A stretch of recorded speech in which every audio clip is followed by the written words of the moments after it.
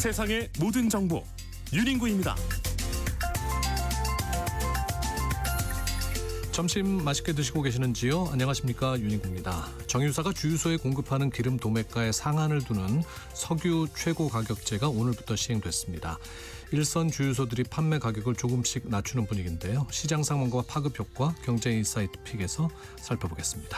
이재명 대통령의 지지율이 66%로 집계되면서 취임 이후 최고치를 경신했습니다. 오늘 오전에 나온 따끈따끈한 갤럽 조사 결과 민심의 바로미터 여론의 좌표 코너에서 짚어보겠습니다. 6.3 지방선거가 오늘로 82일 남았는데요. 각 당의 발걸음도 점점 바빠지고 있죠. 오늘은 이준석 개혁신당 대표와 지선 준비 상황 그리고 전국 현안 자세히 이야기 나눠보겠습니다. 믿고 듣는 시사, 여기는 KBS 1라디오 세상의 모든 정보 윤인구입니다.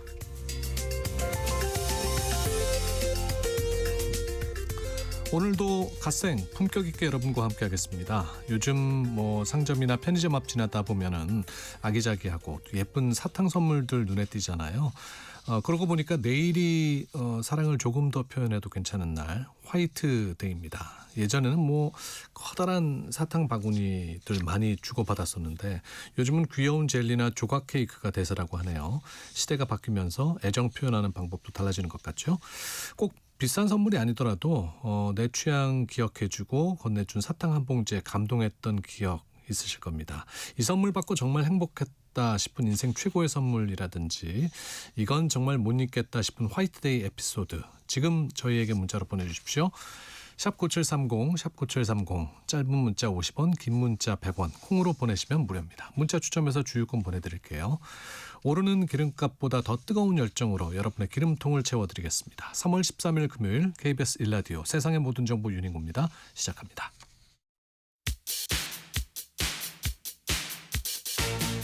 듣는 것만으로도 앞서갑니다. 오늘 경제 뉴스의 핵심, 경제 인사이트 픽. 뉴스는 많지만 내 지갑에 도움되는 소식은 따로 있습니다. 오늘 꼭 알아야 할 경제 뉴스만 픽해서 전해드립니다. 경제 인사이트 픽 임선우 뉴스캐스터와 함께합니다. 어서 오십시오. 안녕하세요. 자, 오늘 증시 상황 살펴볼까요?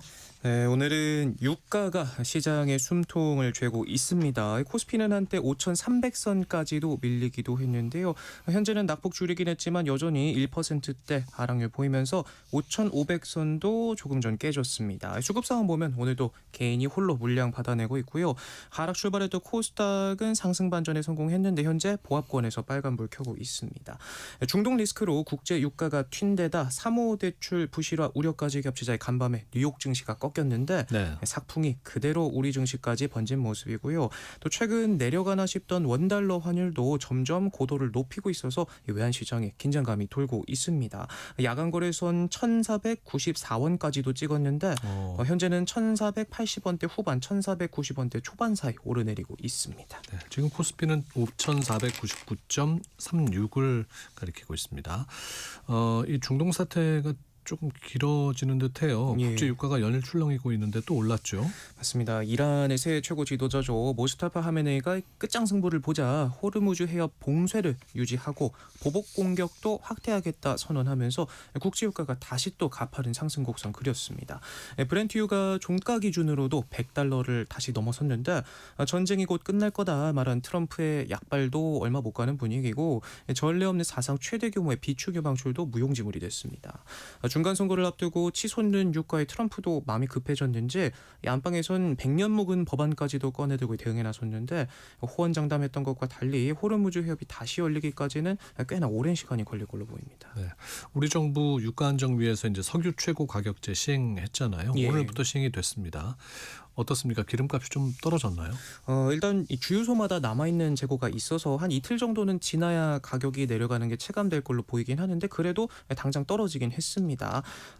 전국 주유소 평균 휘발유 가격이요 하루 만에 0.8% 가까이 떨어지면서 약 3년 10개월 만에 가장 큰 하락률을 보였다고 합니다.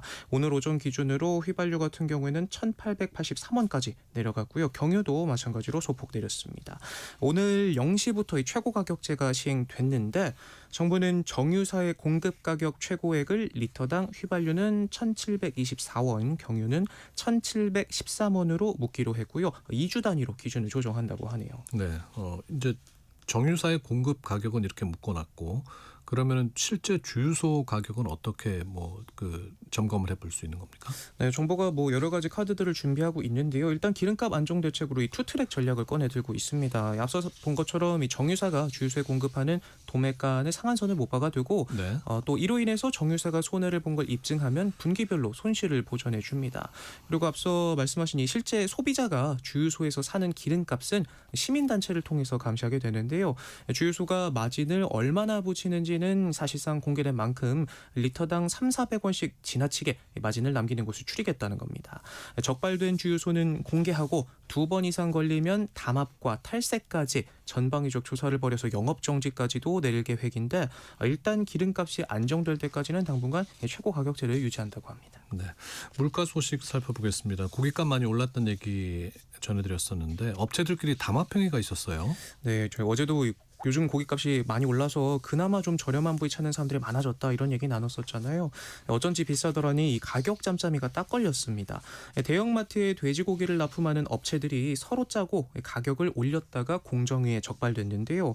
나눈 대화 내용들을 보면 아예 대놓고 삼겹살 1kg당 얼마로 하자, 값을 좀 올리자 이렇게 합을 맞췄습니다. 유가공업체 9곳이 걸렸는데 장난질하다 걸린 계약만 억소리 나는 규모고요. 브랜드 라벨을 붙여 파는 과정에서도 수차례에 걸쳐 견적가를 맞춘 걸로도 조사됐습니다. 공정위는 이런 업체들의 담합이 소비자 피해로 고스란히 이어졌다 보고 시정명령과 함께 약 32억 원의 과징금을 부과하기로 했고요. 9개 업체 중 6곳은 검찰에 고발하기로 결정했습니다. 요즘 저희 코너에서도 맨날 이거 올랐다 저거 올랐다 이 속쓰린 소식만 전해드렸을 만큼 확실히 장바구니 물가가 크게 뛴 게 느껴지는데 정부는 또 서민생활과 직접적으로 연관된 23개 주요 품목을 특별관리 대상으로 지정해 물가 잡기에도 나섰습니다. 이 특별관리 대상 품목에는 어떤 것들이 들어가 있습니까? 먼저 먹거리인데요. 앞서 짚어본 돼지고기부터 냉동 육류, 고등어, 쌀, 콩, 마늘, 수입과일, 김, 밀가루 그리고 식용유 같은 13개 핵심 식품이 포함됐고요. 여기에 석유류, 아파트 관리비, 또 통신비, 공연이나 경기 관람권 같은 5개 서비스 품목, 그리고 인쇄용지, 또 전에도 짚어봤던 이 교복, 생리용품, 의약품 등 5개 공산품까지 모두 합쳐서 총 23개 분야를 집중적으로 들여다볼 계획입니다. 네. 보니까 아무래도 소비자들이 가장 예민하게 반응하는 품목들이 아닐까 싶은데 이게 지정된 이유가 있겠죠? 네, 말씀하신 것처럼 소비자들에게 직접적인 영향을 미치는 품목들이기 때문인데요. 최근 일부 품목에서 이 담합 같은 시장 질서 교란 행위가 있었거나 생산량이 줄어서 수급 불안 가능성이 높은 품목들을 위주로 집중 관리에 들어간다고 합니다. 장바구니 물가가 조금이라도 안정되길 한번 기대해 보겠습니다. 라면과 식용유 값이 내린다면서요? 네, 오랜만에 반가운 소식인데요. 라면과 식용유 업체들이 당장 다음 달 출고분부터 일부 제품 가격을 낮추기로 결정했는데 이재명 대통령도 관련 보고를 받았다면서 국민의 물가 부담을 줄이는데 도움이 될 걸로 기대된다 말하기도 했습니다. 네. 궁금한 거는 이제 얼마나 떨어지느냐인데 얼마가 인하됩니까? 네, 당국의 설명을 보면 4개 라면 업체가 일부 제품 가격을 평균 4.6%에서 최대 14.6%까지 내리는데요. 금액으로 따져보면 대략 40원에서 100원 정도 내려가는 수준으로 보시면 되겠습니다. 네. 라면값 떨어지는 게 굉장히 오랜만인 것 같은데요. 네, 맞습니다. 실제로 약 2년 9개월 만이라고 하는데요. 최근 밀가루 값이 떨어지고 정부가 물가 안정 정책을 강조하면서 식품업계 전반에서 가격 내림세 움직임이 꿈틀거리는 모습입니다. 네. 그 식용유 값은요? 식용유 값도 함께 내려갑니다. 6개 식용유 업체들이 가격을 평균 3%에서 6% 인하하기로 했는데요. 제품에 따라서 300원에서 최대 1,250원 정도 낮아진다고 합니다. 장바구니 물가가 조금이라도 가벼워질 수 있지 않을까 한데 앞으로 다른 식품 가격에도 변화가 있을지 한번 지켜봐야겠습니다. 네. 경기가 어려워서 그런지 이제 불황용 소비가 늘고 있다면서요? 네, 요즘은 다른 것보다 안 쓰는 게 돈 버는 것 같아요. 실제 가계 동향을 보여주는 지표에서도 침체 영향을 보여주는 이 소비 방식의 변화가 나타나고 있는데요. 네. 작년 물가 상승분을 뺀 실질 소비 지출이 코로나 이후 처음으로 줄어든 와중에도 말씀하신 불황용 소비는 늘었습니다.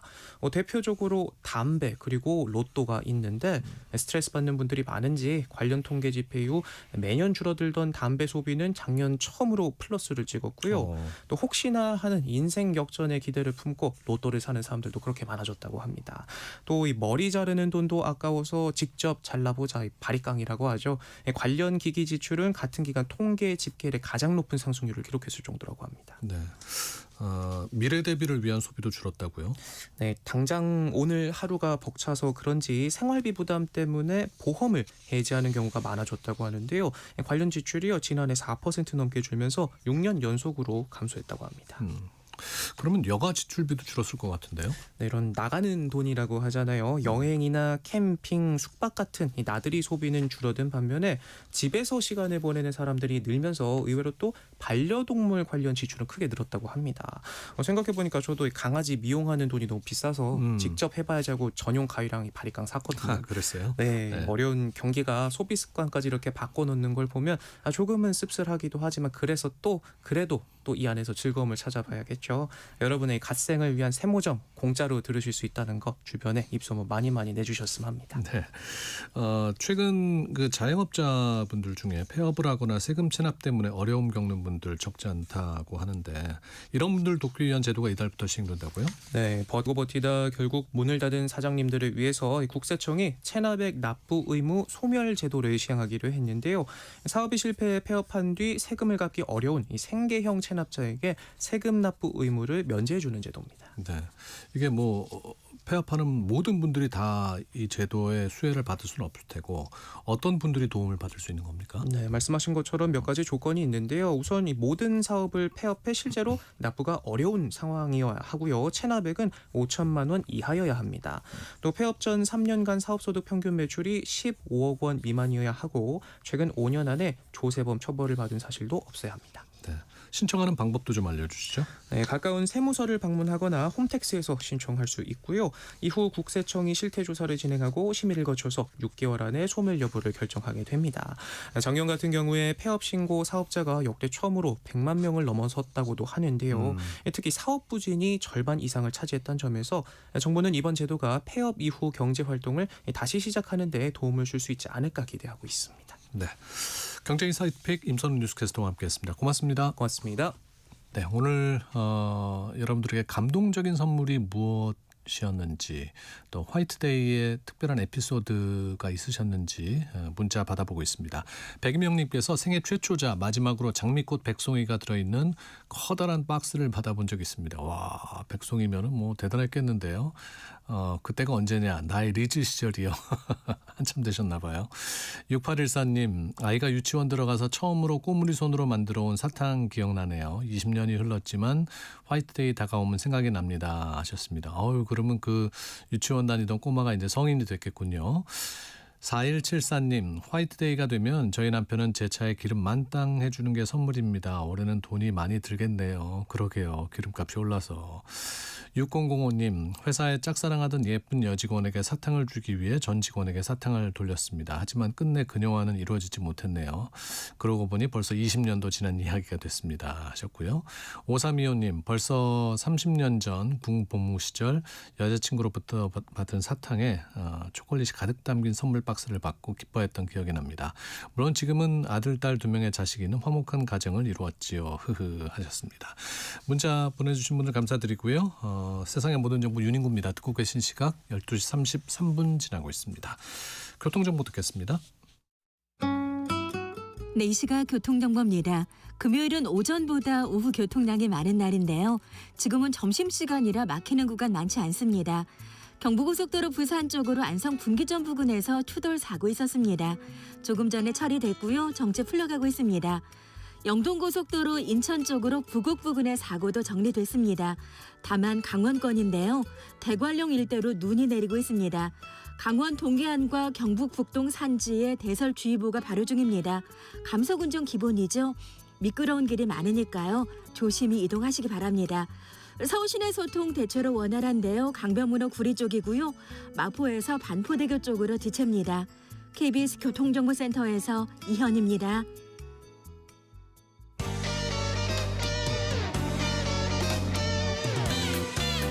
여론조사로 읽는 민심의 바로미터. 민심 직설. 여론의 좌표. 서울, 대전, 대구, 부산 찍고 여론조사로 지금 이 순간의 민심을 좌표 위에 정확히 찍어보는 시간입니다. 여론의 좌표, 민심의 방향을 읽어주실 두 분입니다. 윤희웅 오피니언스 대표, 김봉신 메타보이스 대표 나오셨습니다. 어서 오십시오. 네, 안녕하십니까. 네. 오전에 나온 따끈따끈한 갤럽 조사 결과부터 보도록 하겠습니다. 이재명 대통령의 국정 지지율 어떻게 나왔습니까? 예, 조사업체 한국갤럽이 자체 조사로 10일부터 12일까지 전화조사원 방식으로 설문조사를 했는데요. 자세한 사항은 중앙선거 여론조사심의위원회 홈페이지를 참조하시면 되겠습니다. 여기서 우리가 흔히 대통령 지지율이라고 불리는 대통령 국정수행에 대한 긍정평가, 잘한다는 긍정평가 비율이 67%로 나타났습니다. 네. 이것은 이제 이 조사기관이 현 정부 들어서 조사한 것들 중에서 이제 최고치라고 할 수 있겠고요. 잘못하고 있다는 부정평가는 24%였습니다. 네. 제가 참 잘못 말씀드렸는데 잘하고 있다는 비율이 이제 66%네요. 예, 네. 66%. 예, 중도층에서는 75%가 잘한다는 평가를 했습니다. 대개 중도층 같은 경우는 그 전국 평균치 비슷하게 나오는데 그보다 네. 훨씬 중도층에서 높게 나오고 있고 진보층에서는 88%, 또 보수층에서는 37% 나오고 있어서 보수층은 10명 중에 한 4분 정도가 보수층에서도 지지를 하고 있는 상황이고 네. 중도층과 진보층에서 압도적으로 잘한다는 평가를 하고 있어서 전체 평균이 66%라고 하는 높은 지지율을 보이고 있는 상황입니다. 긍정평가와 부정평가를 좀 나눠서 한번 봐볼까요? 김웅신 대표님. 예. 긍정평가 이유 657명 긍정하신 분들께 긍정평가 이유를 물었을 때에 경제 민생이 20%, 외교 10% 이 두 가지가 두 자릿수입니다. 그런데 이제 지난주까지만 하더라도 부동산 정책이 이제 3위 안에 들었었는데 네. 이번에는 4위로 떨어졌는데요. 8%포인트 언급량이 줄면서 한 자릿수 8%가 됐습니다. 그리고 전반적으로 잘한다가 8%로 3위가 됐습니다. 그리고 소통 8%, 직무 능력, 유능함 6%. 근데 이제 부정평가하시는 분들은 훨씬 적죠. 237명밖에 안 되는데 여기에서도 1등 가장 많이 꼽는 부정 이유는 경제 민생 고환율입니다. 이게 이제 3%포인트 더 많아서 16이 됐고 유일하게 이제 두 자리 수고요. 그리고 외교가 8%.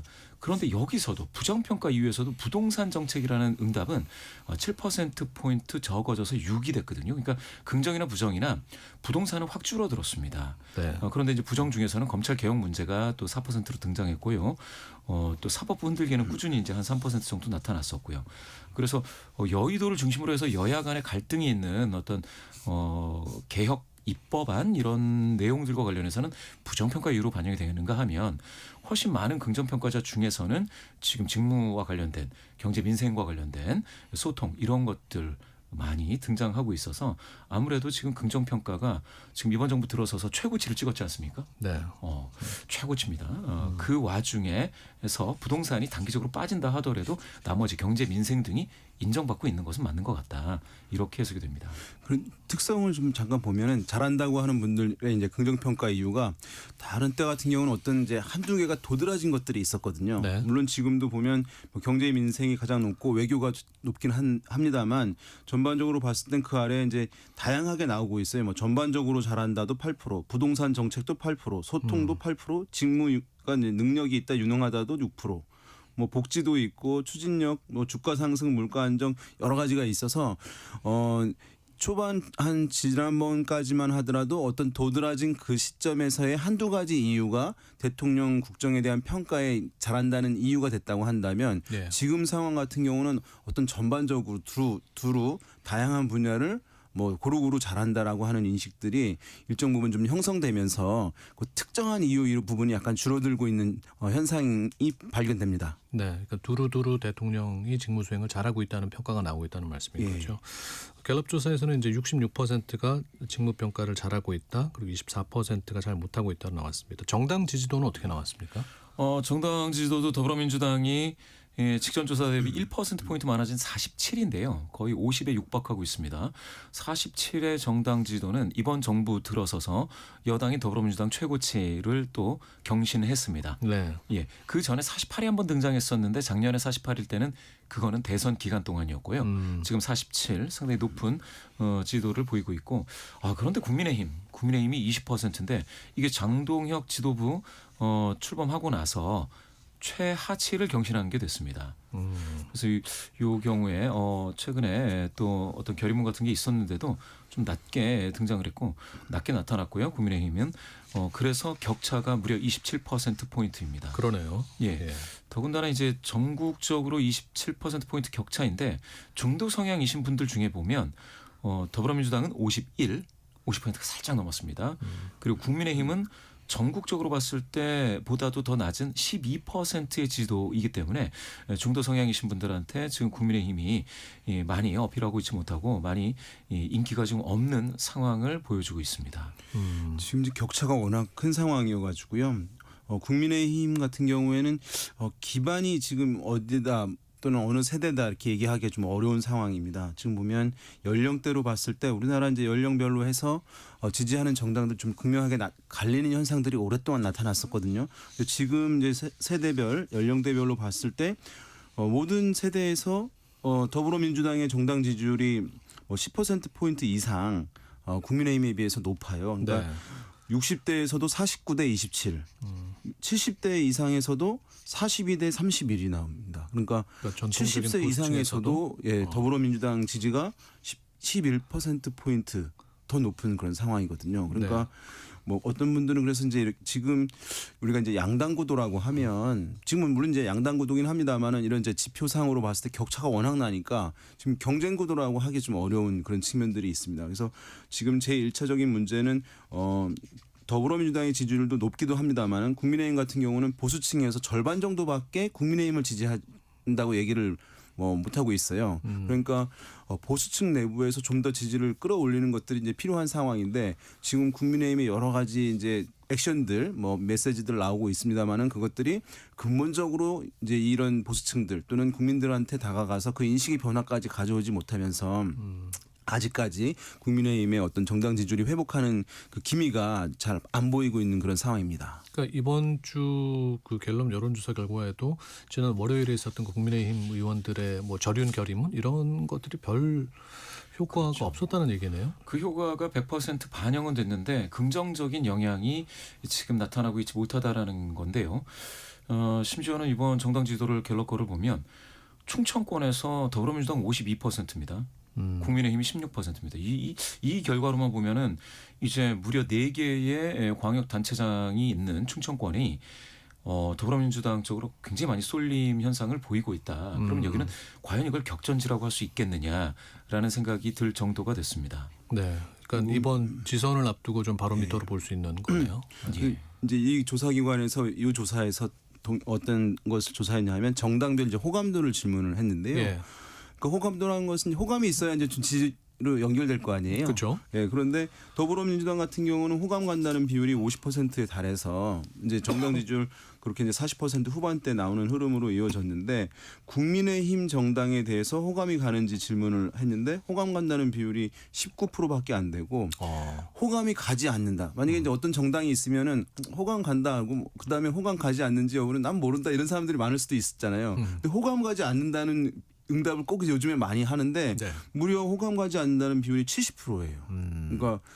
그러니까 좋아하지 않을 수 있는데 싫어한다는 분들이 70%가 나오는 상황인 명확히 거니까. 의견을 밝히는 분. 네, 불호에 그러니까 대해서. 예.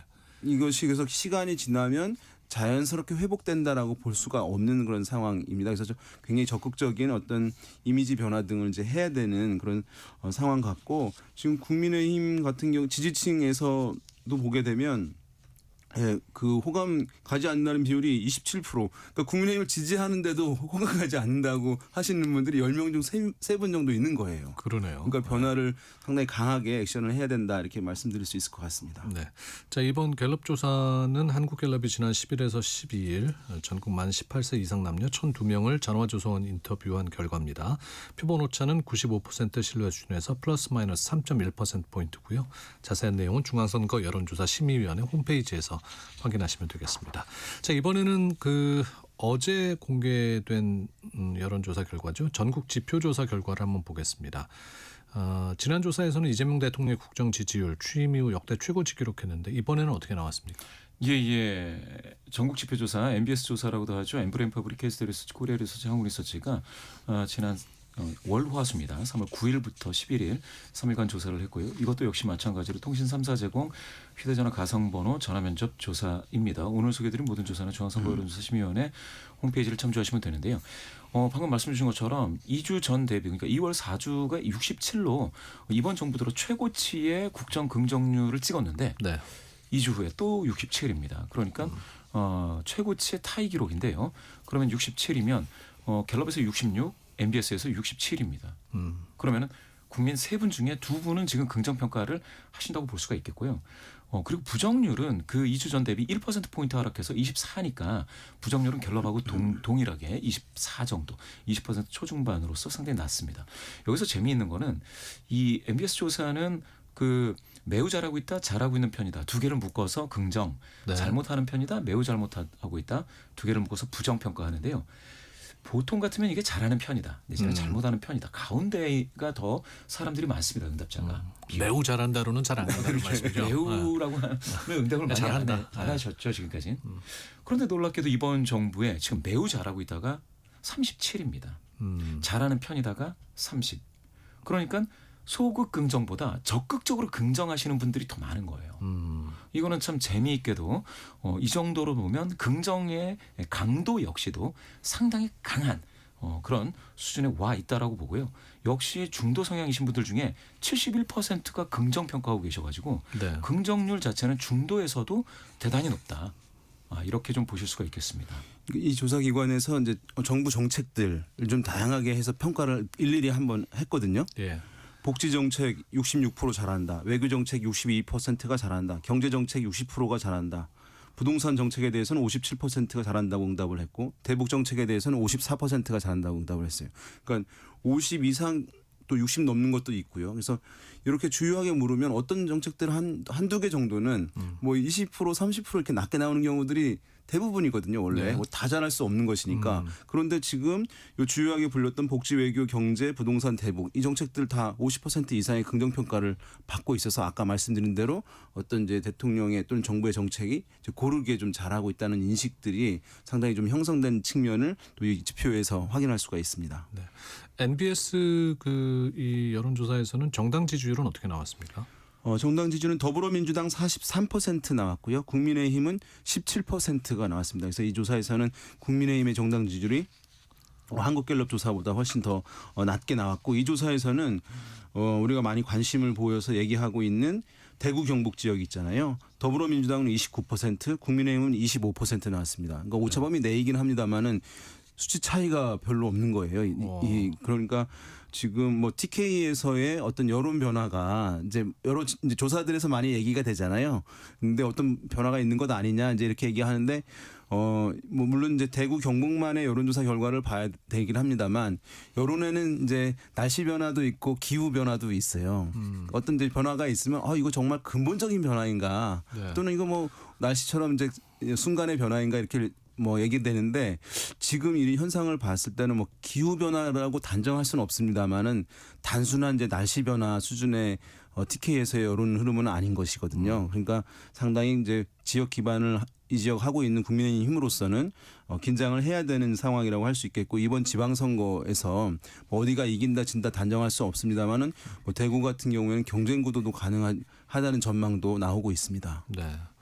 그러니까 뭐 우리가 항상 뭐 보수의 텃밭이다라고 부르는 이 TK 지역에서 역전된 상황이 나왔다는 거는 또 의미가 있게 볼 수 있는 거 아니겠습니까? 그렇습니다. 일단 그렇다 하더라도 이제 더불어민주당이 29%, 국민의힘이 25라고 해서 더불어민주당이 이제 압도적으로 높아진 건 아니죠. 왜냐하면 지지정당이 없다가 무려 38입니다. 대구 경북에서 MBS 조사입니다. 이렇게 나온다고 한다면 아무래도 대구 경북에 계신 분들이 지금 두 정당 모두 어느 쪽으로 완전히 몰리지는 않는데 쏠림 현상이 나타나지는 않는데 국민의힘에 대한 충성도가 빠지면서 뭔가 좀 뭐랄까요 회초리를 좀 들려고 회초리를 만지작하시는 거 아닌가 이런 생각이 들 정도고요. 앞서 우리 윤영 대표님 한국갤럽의 정당별 호감 여부 그거 말씀 주셨는데 국민의힘이 19%로 최근 5년간 가장 낮은 호감도였지 않습니까? 그런데 여기서 대구 경북에 대한 호감도가 37, 호감 가지 않는다가 50입니다. 그러니까 비호감이 더 높은 거예요. 그러네요. 대구 경북에서도.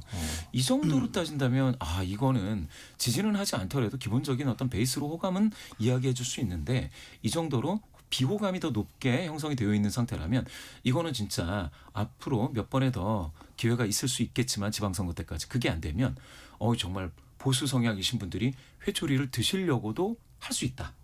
거기까지도 해석이 됩니다. 원래 이제 선거는 정부 여당 평가예요. 모든 선거는 뭐 야당이 무슨 잘한다 힘이 있는 건 못한다. 아니잖아요. 네. 그러니까 정부 여당이 잘하는지. 그런데 이런 지금 흐름이라고 한다면 야당도 좀 평가를 받는 선거가 될 가능성이 있는 것이거든요. 그런 부분들 좀 많은 지표들에서 좀 확인이 되고 있습니다. 궁금한 거는 이번에 그 TK 지역에서 민주당이 29 나오고 국힘이 25 나온 거 이제 민주당으로 조금 더 간 게 이게 중도층에서 간 건지 아니면 국힘층에서 이탈해서 간 건지 그것도 알 수가 있습니까? 이번 여론조사 결과에서? 그것까지 확실하게 알 수는 없는데 제가 봤을 때는 전반적으로 빠져나가고 사실상 무당층화 됐다라고 보는 게 맞겠습니다. 예. 지금 국민의힘은 전반적으로 양쪽에서 빠져서 무당층으로 이동했다. 예. 그러니까 대구 경북에서요. 네. 그러니까 뭐 다시 또 회복이 될 여지는 이제 있는 상황이긴 할 텐데요. 근데 어쨌든 전국적으로 봤을 때는 방금 말씀하신 거 이어서 말씀드리면 중도층에서는 이 조사에서 더불어민주당이 42%를 지지를 받고 있고 국민의힘은 9%만 받고 있거든요. 네. 그러니까 중도층에서 원래 좀 비슷해야 되거든요. 중도층에서 양당이. 그런데 국민의힘이 이제 너무 낮은 거니까 그러니까 중도층 중에 국민의힘에게 어쨌든 우호적 정서를 가지고 있는 분들이 대거 이제 빠진 부분들이 민주당 지지로 간 흐름이 좀 발견이 되고요. 또 보수층이라고 하는 분에서는 국민의힘 지지가 43%밖에 안 돼요. 이 조사에서는. 네. 절반이 안 되는 거거든요. 그러니까 보면은 보수층에서도 빠진 거예요. 네, 국민의힘의 지지가. 그래서 뭐 산토끼가 문제냐 집토끼가 문제냐 하는데 두 개가 다 문제인 그런 상황 같습니다. 예.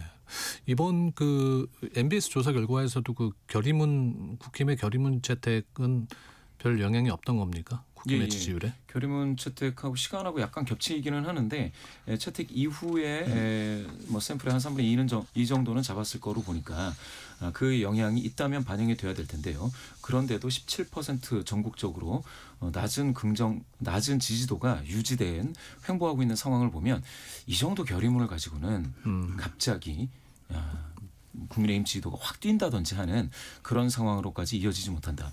즉 지금까지 절연을 하지 못한 게 누적되어 와서 윤 어게인 정당으로 아마 중도 성향이신 분들 특히 그럴 텐데요. 인식 속에 완전히 확고하게 고착화된 게 아닌가 하는 생각이 듭니다. 이게 이제 어떻게 보면 정치권에서 우리 이제 사과했다, 절연하기로 이제 결의를 했다 이렇게 얘기하잖아요.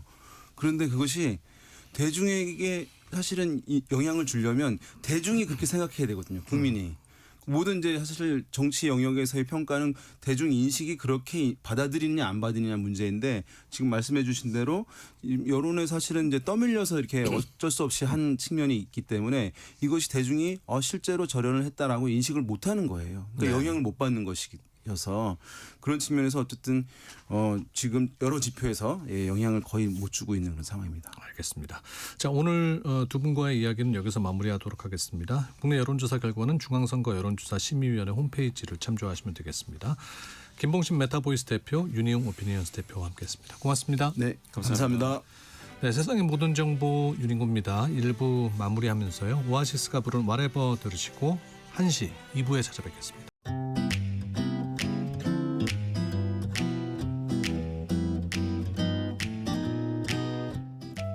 안녕하세요. 바른말 고운말입니다. KBS 1텔레비전에서 방송되고 있는 우리말 겨루기에서 나왔던 문제를 짚어보겠습니다. 오늘은 제시되는 4개의 관용구에 공통으로 들어가는 표현을 맞히는 것입니다. 관용구 이것이 새다, 이것이 노랗다, 이것을 찌르다, 이것에 맡기다에서 이것에 공통으로 들어가는 두 음절로 된 고유어 명사는 무엇일까요? 네, 이 문제의 정답은 하늘입니다. 관용구 하늘이 새다는 비가 오다라는 뜻으로 하늘이 새는지 하루 종일 비가 퍼부었다 같이 말할 수 있습니다. 또 하늘이 노랗다는 지나친 과로나 상심으로 기력이 몹시 쇠하다라는 뜻과 큰 충격을 받아 정신이 아찔하다라는 뜻이 있는데요. 두 번째 뜻이라면 하늘이 캄캄하다와 같이 쓸 수 있죠. 예를 들어 이틀을 굶었더니 하늘이 노랗고 현기증이 난다. 합격자 명단에 내 이름이 없는 것을 확인한 순간 하늘이 노랗게 보였다. 이렇게 표현할 수 있겠습니다. 하늘을 찌르다는 매우 높이 솟다와 기세가 몹시 세차다라는 뜻이 있어서 미루나무가 하늘을 찌르듯 높이 솟아있다. 기세가 하늘을 찌른다처럼 쓸 수 있습니다. 또 하늘에 맡기다는 운명에 따르다라는 뜻이고 병원 측은 더 이상의 방법이 없다며 나머지는 하늘에 맡기자고 했다. 같이 말할 수 있습니다. 지금까지 바른말 고운말 아나운서 국혜정이었습니다.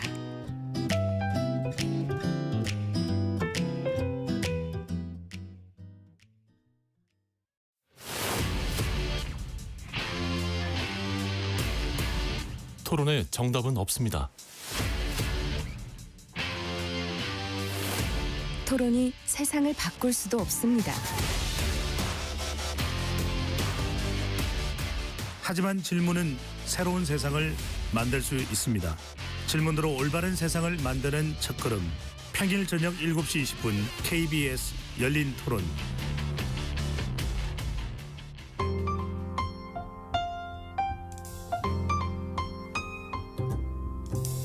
어떤 하루 보내고 계신가요? 눈코 뜰 새 없이 바쁘게 지나가는 한 주. 따뜻한 시선으로 하루를 마무리합니다. 당신을 위한 지식 쉼터. 오늘 밤 일라디오. 월요일부터 금요일 매일 밤 10시 5분에 시작합니다.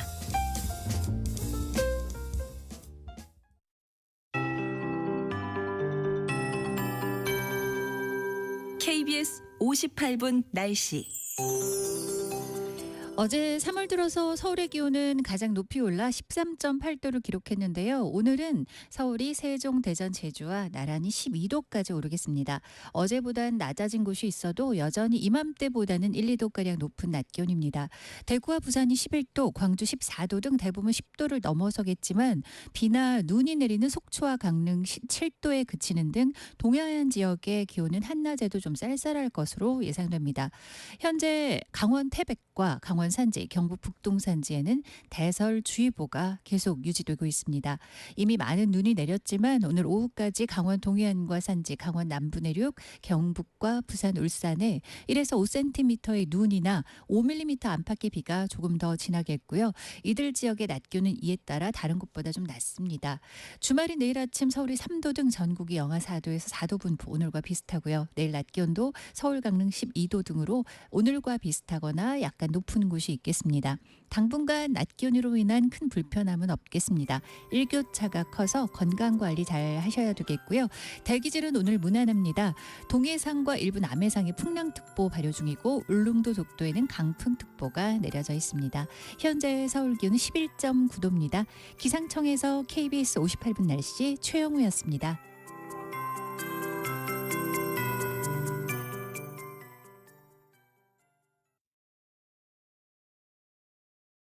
정성을 다하는 국민의 방송 KBS가 한시를 알려드립니다. AM 711kHz, FM 97.3MHz, KBS 1라디오입니다. HLKA.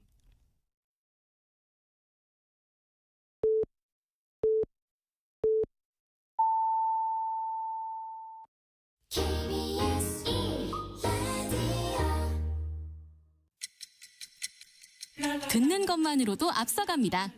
당신의 갓생 파트너 KBS 1라디오. 세상의 모든 정보 윤인구입니다.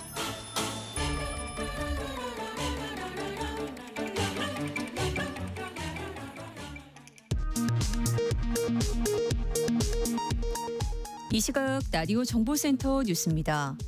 이란의 새 최고 지도자로 선출된 모즈타바 하메네이가 첫 공식 성명을 통해 호르무즈 해협 봉쇄를 계속하겠다며 미국과 이스라엘에 대한 초강경 대응을 선언했습니다. 급락했던 국제유가가 다시 급등했습니다. 미국 정부가 제재 대상인 일부 러시아산 원유 등의 판매를 한시적으로 허용한다고 밝혔습니다. 항만물자 이송을 규제하는 존스법 중단도 검토하고 있습니다. 정유사의 공급가에 적용하는 석유 최고 가격제가 오늘 전격 시행됐습니다. 주유소 평균 기름값이 내림세를 보이는 가운데 정부가 중동 사태 대응을 위한 추경 예산 편성 준비에 들어갔습니다. 서울을 제외한 전국 32개 의과대학의 2027학년도 증원 인원 490명 가운데 절반 이상이 국립대에 배정됐습니다. 증원 인원은 모두 지역의사제로 뽑게 됩니다. 12.29 여객기 참사를 수사하는 경찰 특별수사단이 국토교통부 압수수색에 나섰습니다. 지금까지 라디오 정보센터 뉴스 정원나였습니다.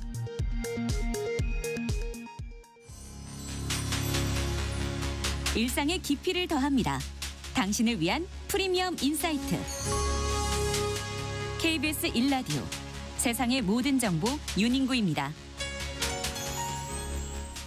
금요일 2부 시작하겠습니다. 2부에서는 이른바 공소 취소 거래설 파장과 법 왜곡죄로 경찰에 고발된 조희대 대법원장 논란까지 정치권을 둘러싼 주요 이슈들 여의도 현미경 코너에서 자세히 들여다보겠습니다.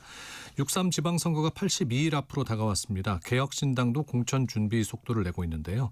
이준석 개혁신당 대표와 함께 지선 준비 상황과 전국 현안에 대해 이야기 나눠보겠습니다. 요즘 그 노년층 중심으로 대상포진 환자가 늘고 있다고 해요. 일상 속 위험 신호와 예방법은 무엇인지 신우영 가정의학과 교수와 알아보겠습니다. 2부 시작하죠. 뉴스 너머의 맥락, 정치판의 핵심을 포착한다. 여의도 현미경. 매일매일 차고 넘치는 정치권 이슈의 숨은 맥락을 짚어드리는 시간입니다. 여의도 현미경 함께할 두 분 소개하죠. 김수민 시사평론가, 박성희 시사저널기자 나오셨습니다. 어서 오십시오. 안녕하세요. 네.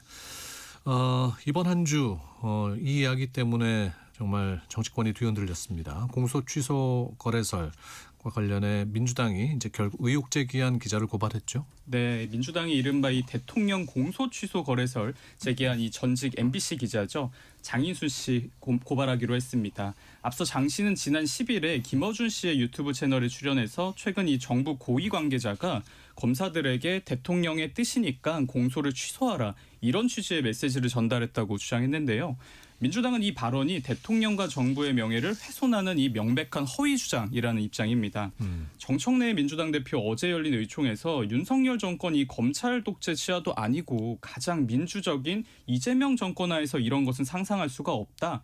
공소 취소는 거래로 될 일이 아니다 이렇게 밝혔습니다. 다만 민주당은 이 법률을 검토한 끝에 이 김어준 씨와 이 유튜브 채널은 고발하지 않기로 결정했는데요. 네. 김어준 씨 오늘 자신의 유튜브 방송에서 이 장 씨 발언에 대해서 사전에 알지 못했다, 이 짜고 쳤다는 주장을 하는 사람들은 무슨 근거로 그런 말을 하는지 모르겠다. 만약에 고소 고발이 들어오면 모조리 무고죄로 걸어버리겠다 이렇게 경고했습니다. 강경 대응을 하겠다는 반응이네요. 네, 일단 뭐 지금까지의 상황을 봤을 때 김어준 씨가 장인수 기자하고 사전에 논의도 하고 같이 이거를 터뜨리기로 했다 이렇게 볼 근거는 없다고 봐야 될 것 같아요. 보통 그런 경우라면 유튜브 시작하기 전에 예고 썸네일에 오늘 뭐 큰 거 터집니다 뭐 이런 식의 안내도 나갈 수 있는 건데 전혀 그런 게 없었고, 그리고 그런 어떤 상의가 있었다면 장인수 기자가 터뜨렸을 때 김어준 씨가 호응을 한다거나 더 키운다거나 이러면서 오히려 좀 신이 나서 예전에 했던 것처럼 뭐 쫄지 마! 뭐 이런 말을 한다거나 이렇게 가야 되는데 김어준 씨도 처음 들어본다는 반응이었고 수습성 발언도 있었어요. 이거는 사실관계를 확인해 봐야 된다. 네. 좀 어떻게 보면 당황한 듯한 느낌도 없지는 않았었거든요. 이런 것 때문에 이제 이거를 뭐 이것까지도 다 짜고 치는 연기다 이렇게 평가하는 거는 좀 그런 평가는 불가능한 것 같습니다. 근데 다만 좀 돌아봐야 될 것이 있다면 그런 식으로 이제 근거를 확실하게 제시하지 않고 터트리듯이 얘기하게 되는 그런 매체 환경을 뉴미디어에서 조성하고 있지는 않은가.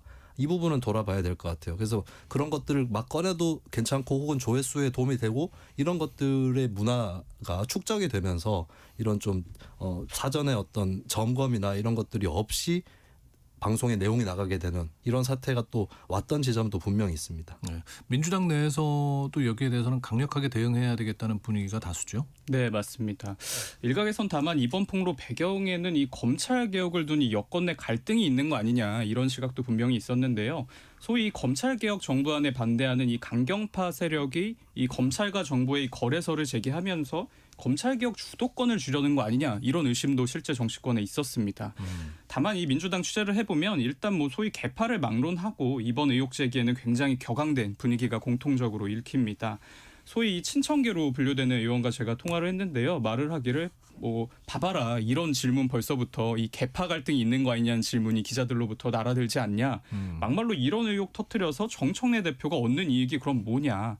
가장 난처한 거는 정 대표 지금 본인일 것이다. 그래서 강경 대응에 나선 것이다. 이렇게 선을 그었습니다.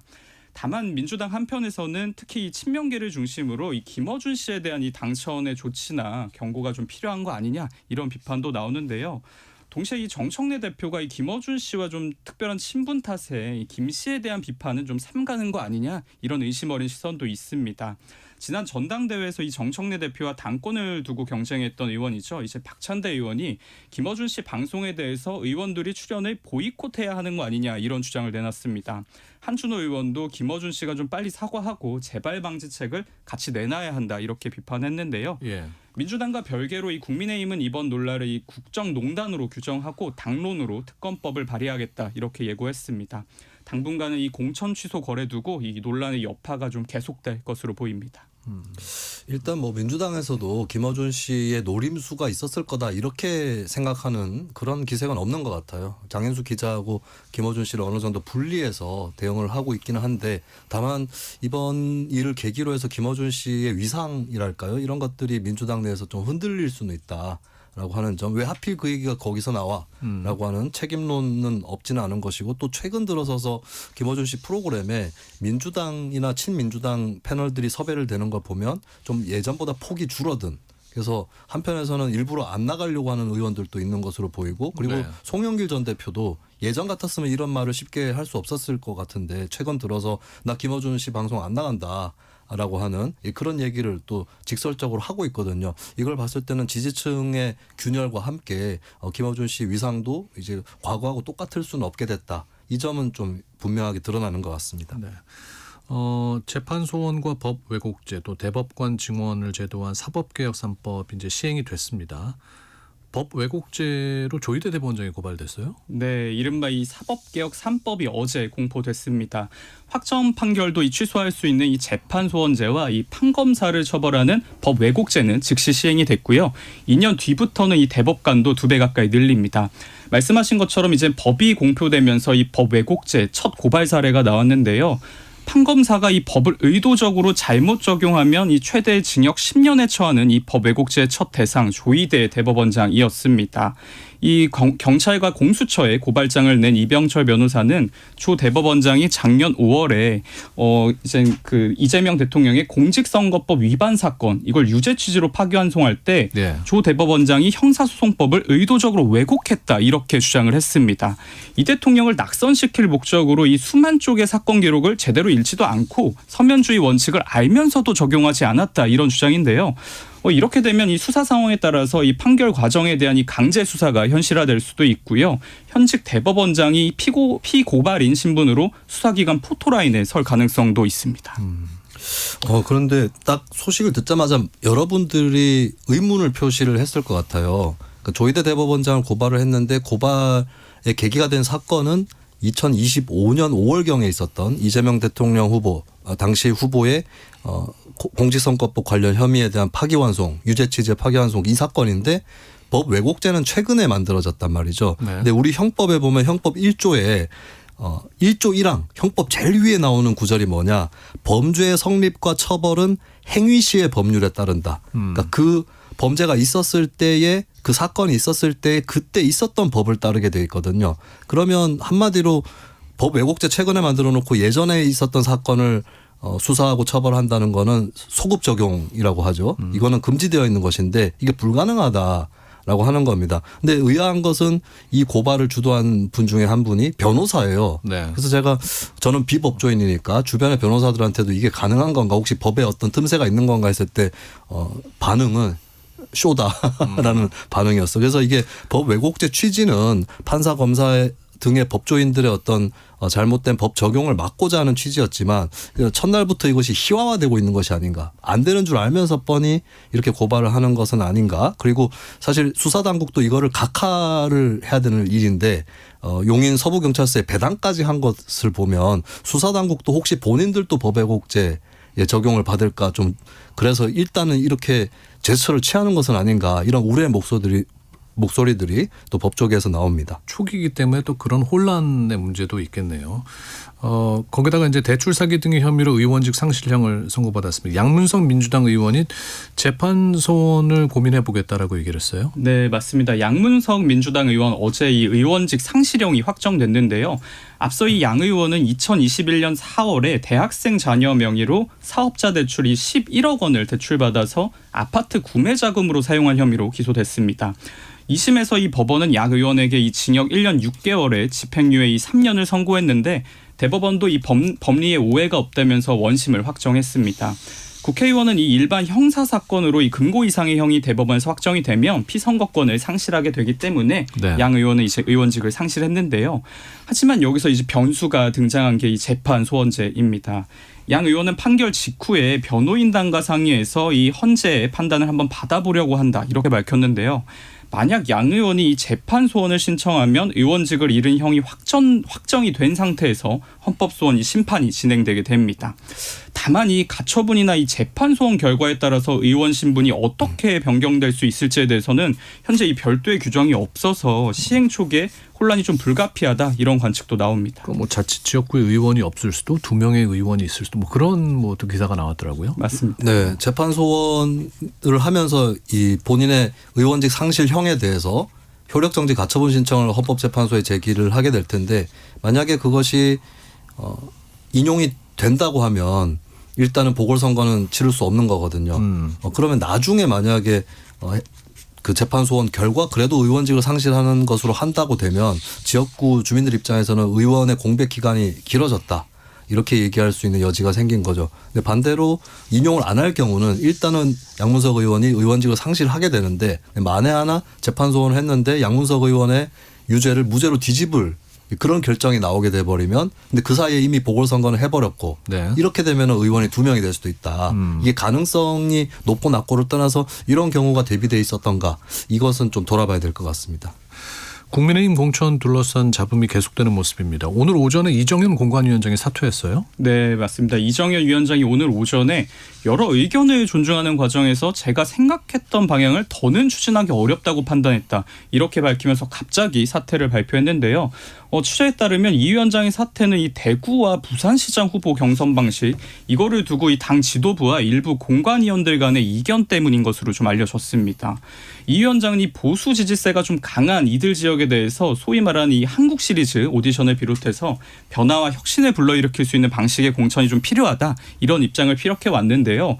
그런데 일부 공관위원들이 회의 과정에서 아니다 이 지역에서는 단수 공천이 필요하다 이렇게 주장하면서 반기를 든 것으로 알려졌습니다. 네.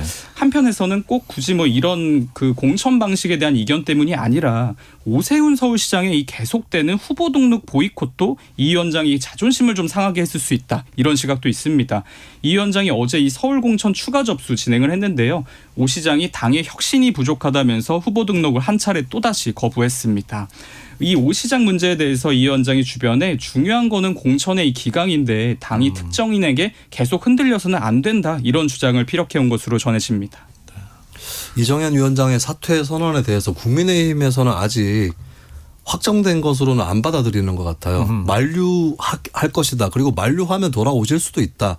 이렇게 생각을 하는 것 같은데 만에 하나 돌아오게 된다면 오세훈 시장의 공천은 힘들어지지 않을까. 공천 기강을 이미 강조를 했기 때문에 그 부분이 있을 것 같고요. 그리고 한편으로는 과연 오세훈 시장 문제만일까?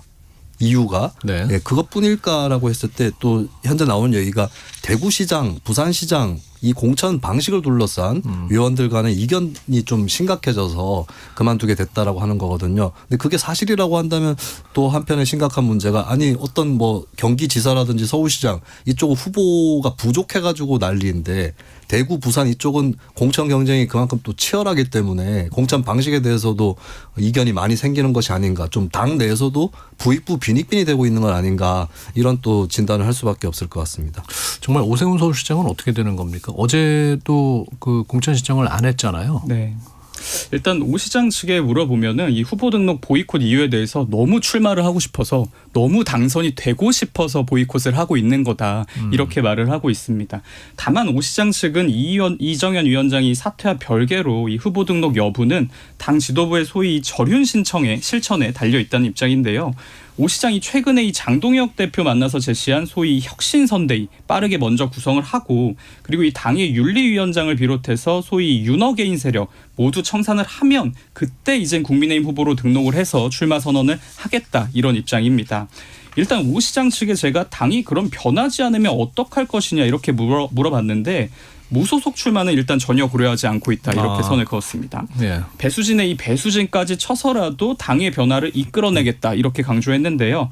다만 최악의 경우에 그런 불출마까지 고려하냐 이 질문에는 아직 그 가정은 좀 상상하지도 그리고 당이 그럴 거라고 상상하지도 않는다. 그렇게까지 가는 건 당과 오세훈 시장 모두에게 좋지 않다 이렇게 강조했습니다.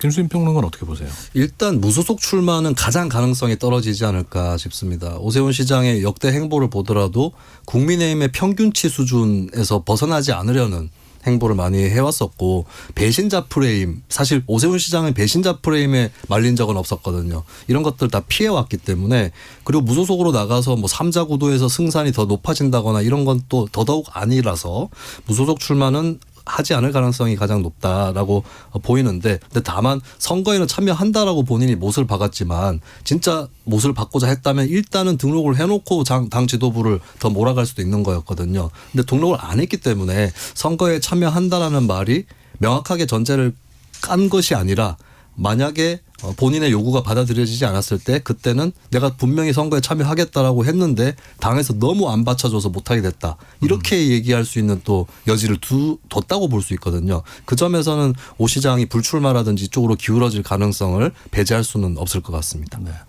국힘 지도부에서도 이제 지방선거까지는 당내에서 이루어지고 있는 징계 절차를 일단 중단하겠다고 발표를 했잖아요. 네, 맞습니다. 일단 이 공천둔 상황 때문에 지도부 굉장히 난처한 상황인데요. 일단 장동혁 대표와 이 당연직 공관위원이죠. 이 정의용 사무총장이 이정현 위원장에게는 다시 돌아와달라 강하게 사퇴를 만류한 것으로 전해집니다. 그리고 동시에 이 송원석 원내대표는 오세훈 시장에게 일단 후보 등록을 좀 하고 변화를 지켜봐도 늦지 않겠냐. 당의 공천 시스템을 좀 존중해달라 이렇게 설득하고 있는 것으로 전해지는데요. 동시에 이제 말씀하신 것처럼 공천을 앞두고 이 당의 단합을 위해서 당 윤리위에 제소되어 있는 이 모든 징계를 지방선거까지 정지하겠다 이렇게 밝혔습니다. 네. 다만 이 기존의 징계를 철회하겠다 이렇게 밝히지는 않았고요. 또 친윤계 인사청산에 대해서도 별다른 입장을 밝히지 않았습니다. 그래서 국민의힘 당내 분란이 앞으로도 좀 계속되지 않겠냐 이런 전망이 많습니다. 장동혁 대표 방침 한마디로 배현진 의원이든 아니면 그 반대쪽에 고성국 씨든 징계하지 않겠다라고 하는 거고 다만 이미 징계해버린 한동훈 전 대표는 그 철회할 수 없다. 그리고 지방선거 전까지는 이대로 그냥 간다라고 하는 거고 본인 입장에서는 맞춰놓을 만큼 맞춰놓은 것이다. 더 이상 이걸 바꿀 수 없다. 이 생각이 강하다고 볼 수가 있겠습니다. 그런 의미에서 장동혁 대표가 오세훈 시장 요구를 받을까? 이 부분은 아직은 가능성이 좀 떨어진다. 이렇게 볼 수가 있겠죠. 네. 자, 오늘 정치브리핑 여의도 현미경 여기까지 듣겠습니다. 박성희 시사저널 기자 김수민 시사평론가와 함께했습니다. 고맙습니다. 감사합니다. 지금 듣고 계시는 방송은 윤인구 세상의 모든 정보 윤인구입니다. 청취자 여러분들의 참여를 기다리고 있습니다. 문자번호 샵 9730 샵 9730 짧은 문자는 50원, 긴 문자는 100원의 정보 이용료가 있고요. KBS 콩 어플리케이션, 일라디오 유튜브 채널을 통해서는 무료로 참여하실 수 있습니다.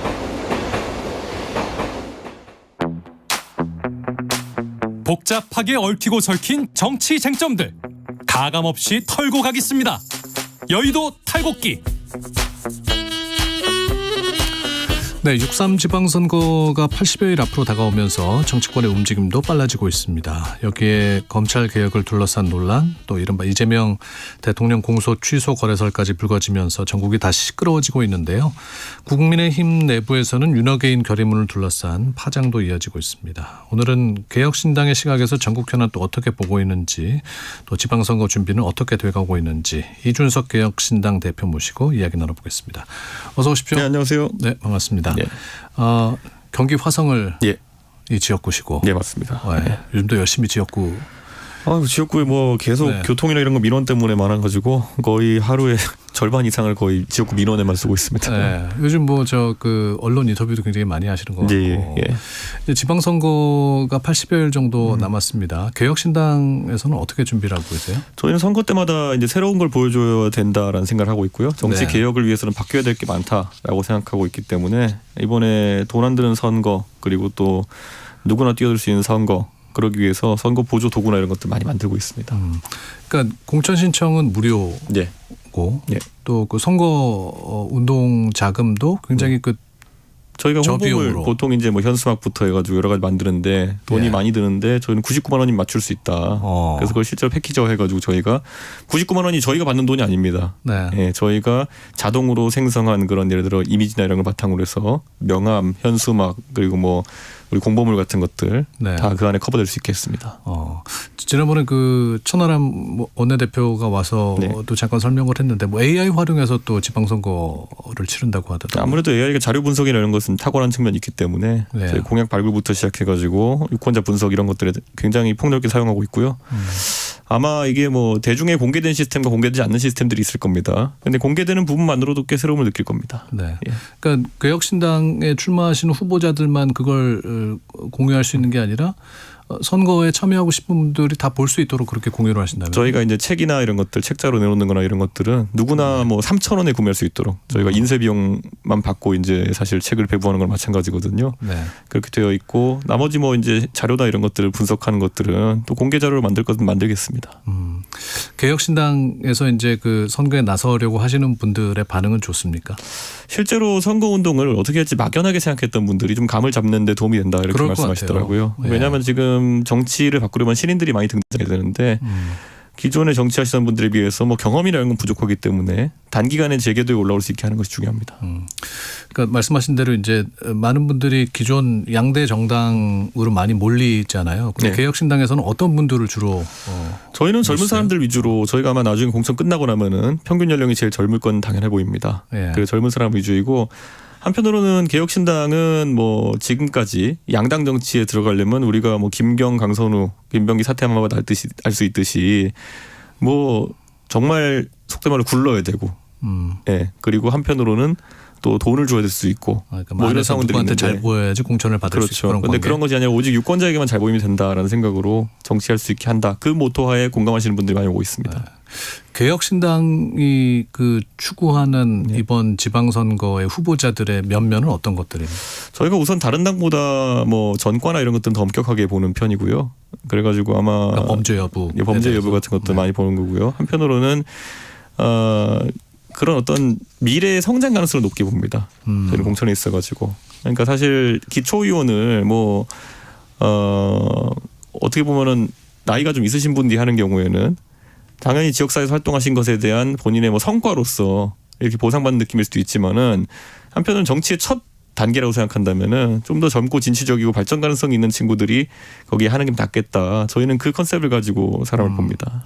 연령이 많다고 불이익을 받거나 그러지는 않습니다. 불이익은 없는데요. 네. 그런데 아무래도 개혁신당에 와서 결국 어려움과 고생을 감내하면서까지 정치를 해보겠다는 그 진정성 있는 마음을 많이 봅니다. 네. 이번에 그 6.3 지방선거와 함께 재보궐선거 지역구들이 몇 군데 있잖아요. 네. 여기에도 후보들 예, 저희는 낼 계획이고요. 네. 그 재보궐선거 같은 경우에도 아마 지금 뭐 수도권 중심으로 많이 나올 텐데 저는 뭐 거기서 당당하게 저희가 겨뤄볼 수 있다고 생각합니다.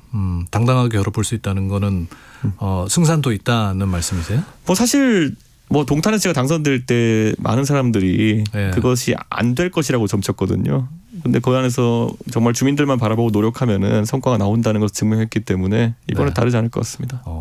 주민들만 바라보고 그 노력한다는 거는 또 좀 구체적으로 말씀해 주시면 어떤 것들이 있을까요? 그러니까 사실 선거 운동을 하면서 양당 같은 경우에는 조직에 의존하려 하는 경우가 많습니다. 그러다 보니까 밀착형으로 뭐 이렇게 민원을 듣고 공약을 만들어내고 이런 것이 아니기 때문에 충분히 새로운 방식으로 승부할 수 있다고 생각합니다. 네.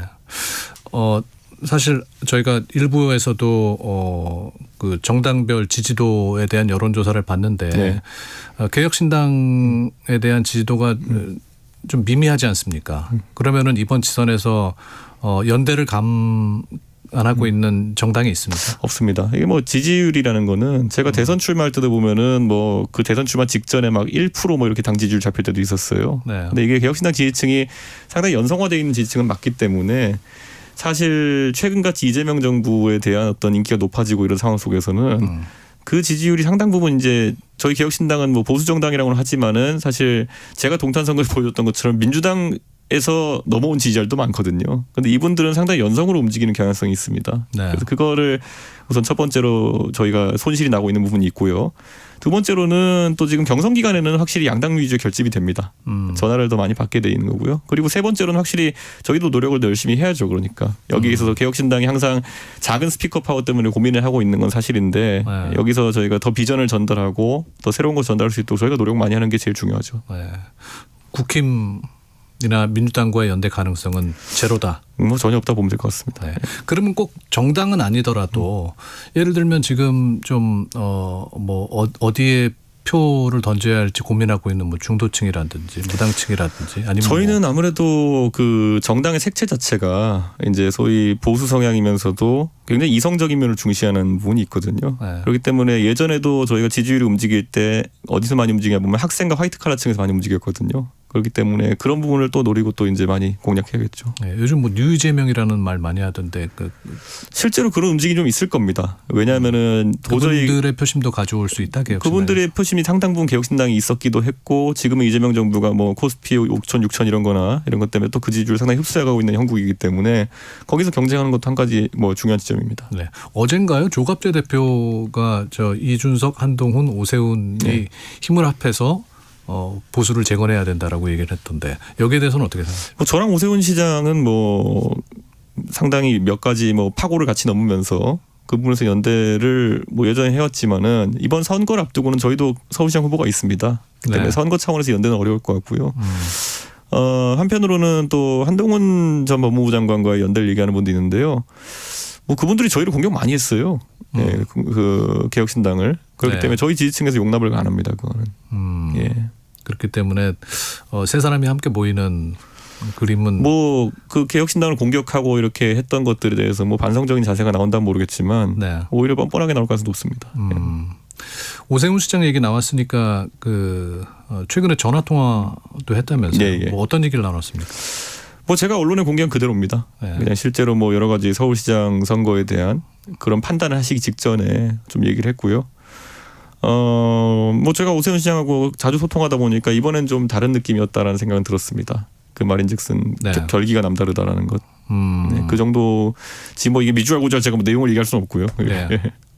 보니까 출마 안 하겠다도 아닌 것 같고 예. 예. 국민의힘을 벗어나서 당이 없이 서울시장에 나오겠다는 얘기는 아닌 것 같던데요. 그러니까 사실 시장에 안 나오실 거면은 저렇게 여러 가지 조건이라는 게 나올 수가 없죠.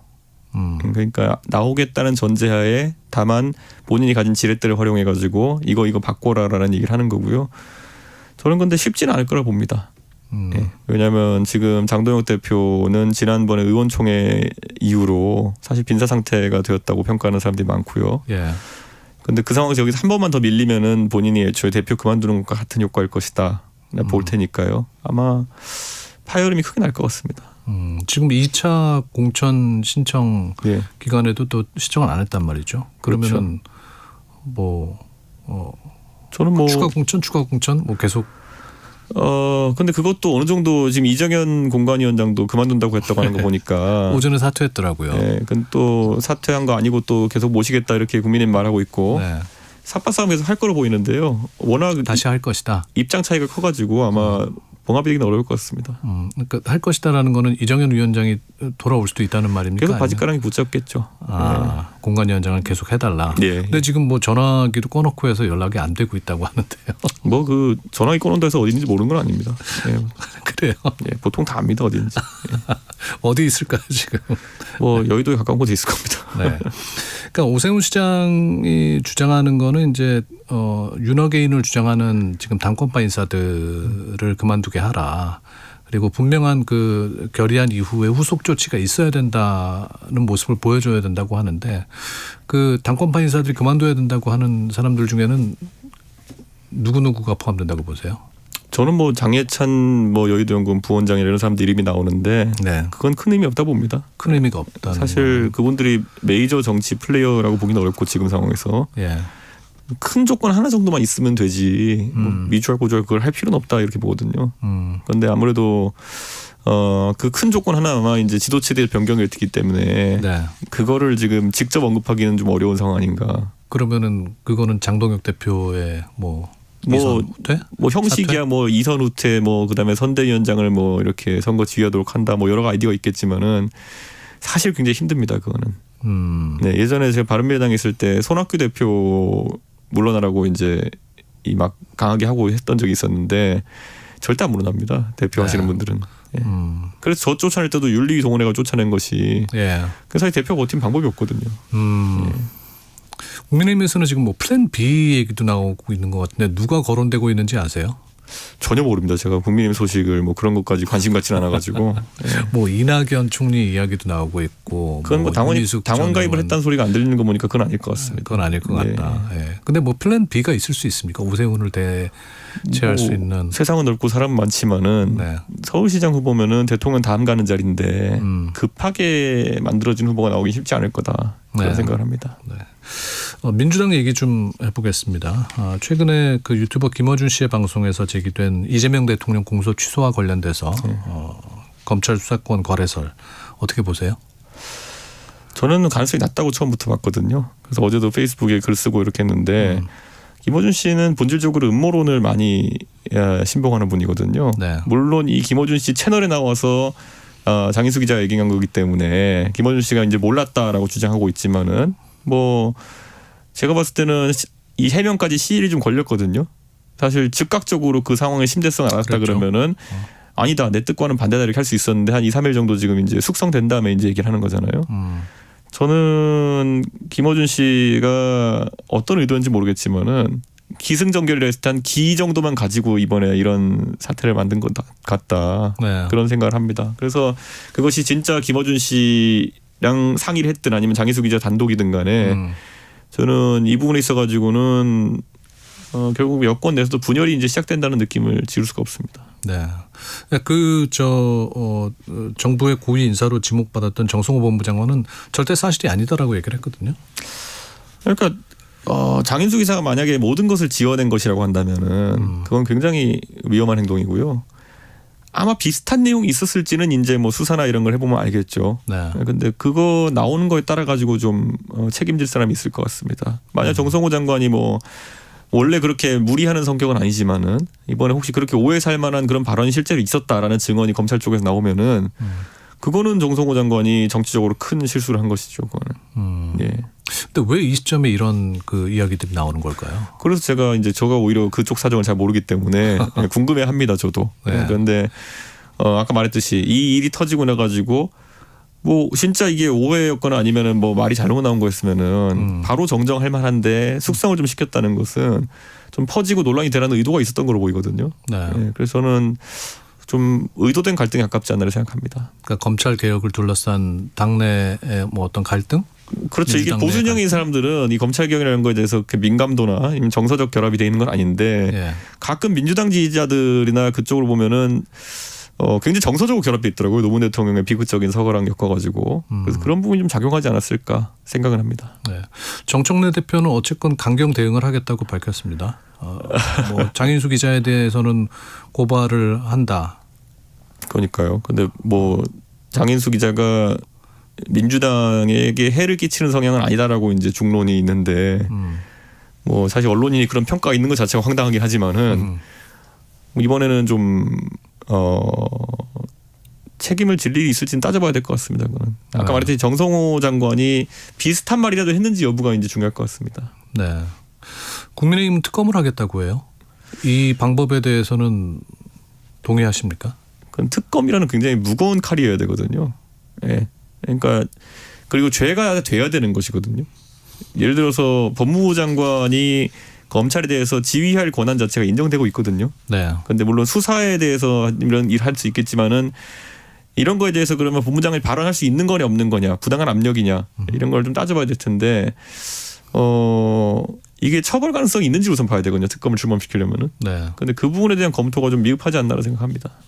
네. 당연히 이게 뭐 아까 말했듯이 사실이나 사실에 가깝게 확인되면은 굉장히 정치적으로나 도덕적으로는 비난받을 일이 맞고요. 근데 수사의 목적은 이제 처벌인데 네. 처벌 대상이냐는 또 별개의 문제일 겁니다. 그럼 뭐가 먼저 선행돼야 된다고 생각하세요? 이 문제에 대해서는? 저는 이제 이게 그런 어떤 직권남용에는 무거운 것보다는 먼저 장인수 기자의 발언에 대해 가지고 허위 사실이냐에 대한 명예훼손 수사를 아마 할 거로 보이거든요. 예, 그러면 그거는 좀 사실 우리가 생각해 죄목으로서는 강도가 좀 낮은 거긴 합니다. 네. 예, 그렇기 때문에 그 수사가 뭐 아주 빨리 될 것 같지도 않고 열과 성을 다해서 진행할 것 같지도 않거든요. 그래서 이건 좀 잠잠해질 가능성이 높다 이렇게 봅니다. 근데 민주당에서는 이제 김어준 씨나 그 뉴스공장에 대한 고발은 뺐더라고요. 아까 말했던 것처럼 지금 김어준 씨가 그 발언을 사전에 인지했다 한들 발언자가 아니잖아요. 화자가 아니잖아요. 그럼 무슨 법으로 이제 의유를 할 수 있을지가 다 애매하거든요. 네. 이게 저희가 이 윤석열 대통령이 뭐 검사로서 이름 날리던 시절부터 뭐 아무나 잡아넣으면 잡아넣을 수 있는 것처럼 대한민국 분위기가 흘러가고 있거든요. 근데 이게 사법이라고 하는 것은 그리고 수사라고 하는 것은 정말 법에 문제되는 사안이 발생했을 때 딱 거기에 들어가야 되는 게 사법기관인데 지금은 뭐 그냥 정치적으로 누굴 잡아가고 이렇게 하는 게 뭐 당연한 것처럼 이렇게 분위기가 흘러가거든요.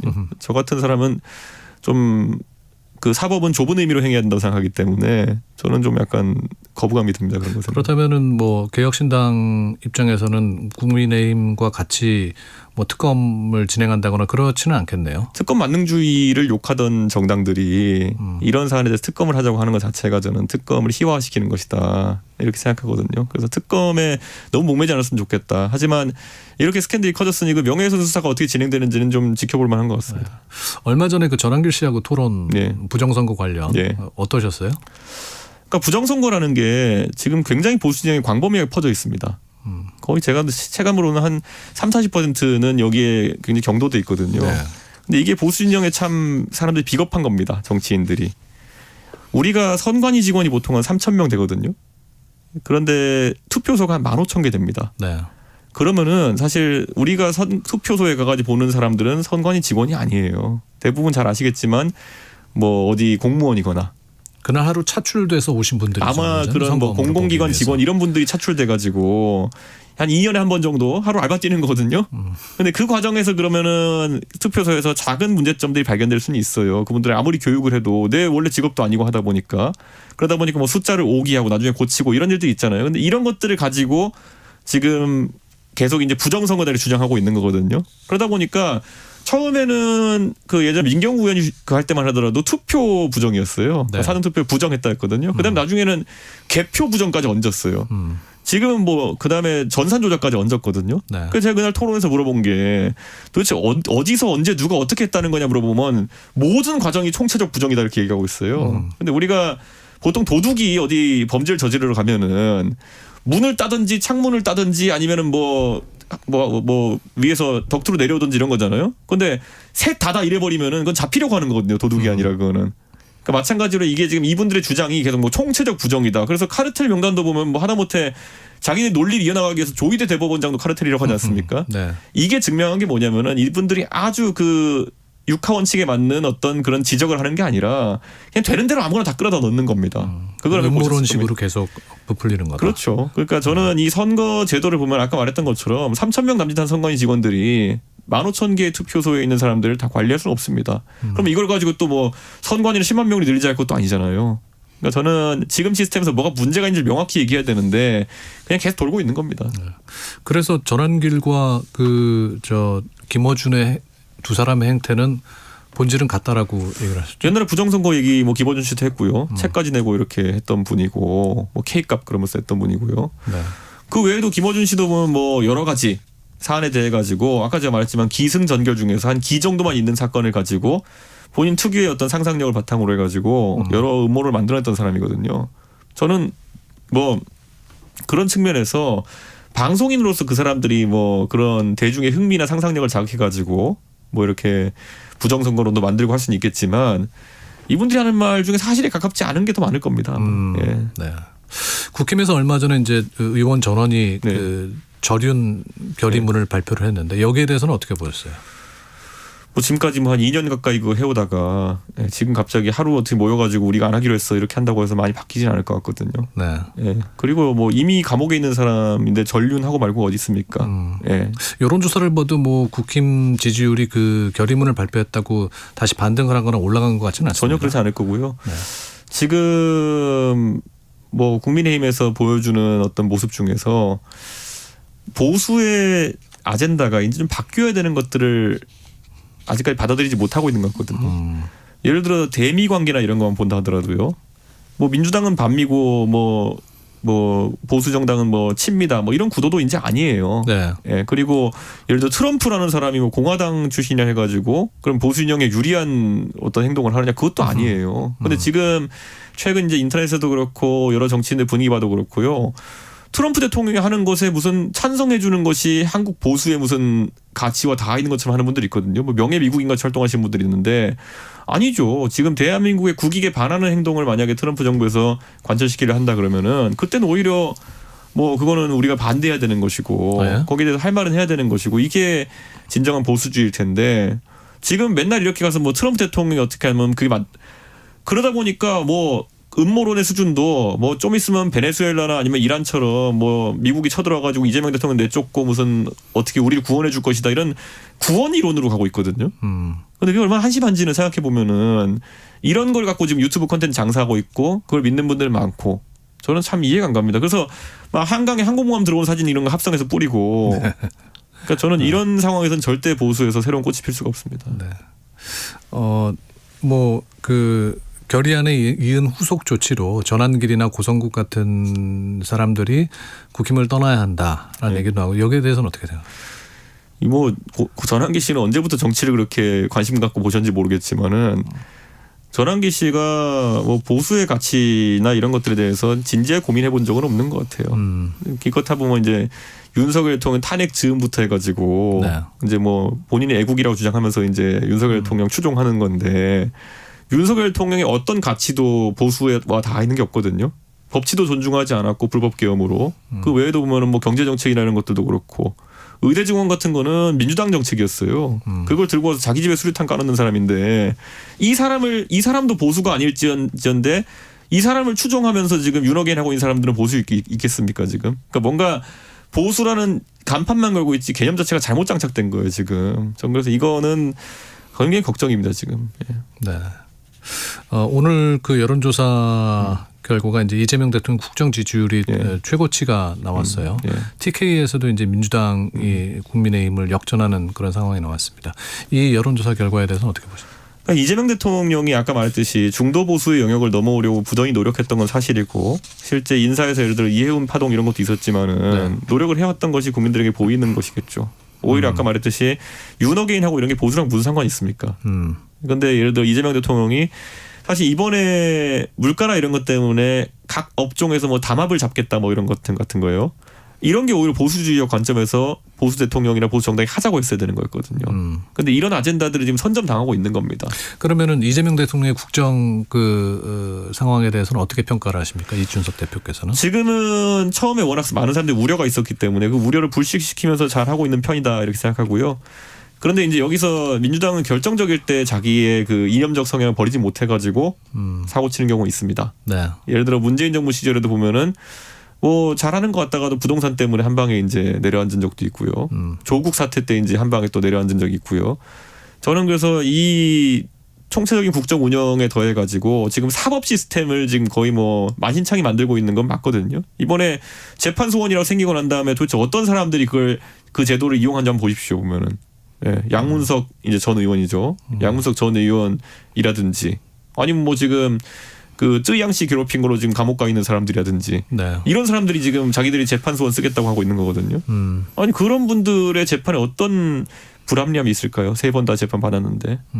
저는 이 재판 소원이라는 것이 도입되자마자 원래 민주당이 일방의 어떤 그 방식으로 추진했던 입법이라는 것이 우리 선거법도 주년전용 선거법도 그렇고 제대로 되는 경우 거의 없어요. 공수처도 일방으로 밀어붙였더니만은 정작 중요한 내란 수사 때 그게 엇박자가 나지 않았습니까? 그러니까 저는 민주당도 이런 입법 독주나 아니면은 독선에 대해 가지고는 항상 리스크가 있다 이렇게 봅니다. 그 지방선거에 영향을 미칠 수 있는 요소가 분명히 있다. 저는 국민들께 선거 가까워지면은 한번 근데 곱씹어 보자. 이게 과연 뭐 지금 이재명 대통령이 윤석열 대통령에 대비해 가지고는 잘하는 부분도 많지만은 너무 이 오만함 때문에 제도 자체를 지금 형해하고 있는 것은 아닌가 짚어볼 거라 봅니다. 네. 이제 개혁신당은 지방선거를 앞두고 이제 지지율을 올려야 하는 그 숙제가 있고 저희 프로그램은 앞으로 또 청취율을 올려야 하는 숙제가 있는데 개혁신당을 또 바라보고 있는 긍정적으로 바라보고 있는 청취자분들께 한 말씀 하고 마무리하겠습니다. 저희가 뭐 선거 때마다 뭐 여러 가지 방법으로 유권자들께 말씀드린다면은 대한민국 정치에 대해서 좀 바뀌어야 된다 생각하시는 분들은 투표를 같이 매번 똑같게 하면은 절대 바뀌지 않습니다.